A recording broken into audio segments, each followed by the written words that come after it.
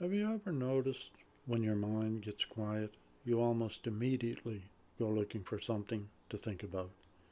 I was walking the other day, not thinking about anything in particular. No problems, no worries, no planning, just walking. And then I noticed something. The things I wasn't thinking about didn't exist in my experience. Not my health, not my finances, not tomorrow, not next week. Not because those things disappeared, but because my attention wasn't creating an experience around them. Then almost automatically a thought appeared, then another, and then another. Before long, I was having a conversation with myself that didn't need to happen. I think many of us do that. We stumble into a moment of calmness and mistake it for emptiness. Then we rush to fill the space. We start thinking about work, about our health, about the future, about something somebody said 10 years ago. Anything to keep the conversation going. But maybe the vacancy between our ears isn't a problem. Maybe that's where wisdom lives. Maybe that's where clarity comes from. Maybe that's where the answers we've been searching for have been waiting all along.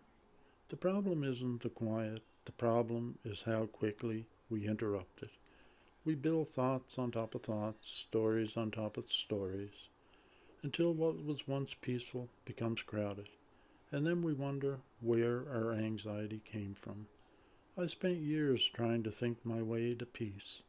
What I eventually discovered was that peace was already there. It was hiding underneath all the thinking. The calmness wasn't something I had to create.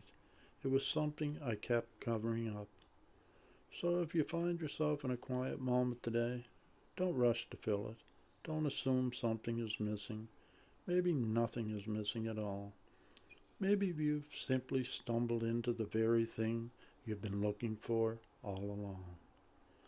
That's today's sticky note. If this podcast meant something to you, please hit follow or share it so you don't miss the next episode.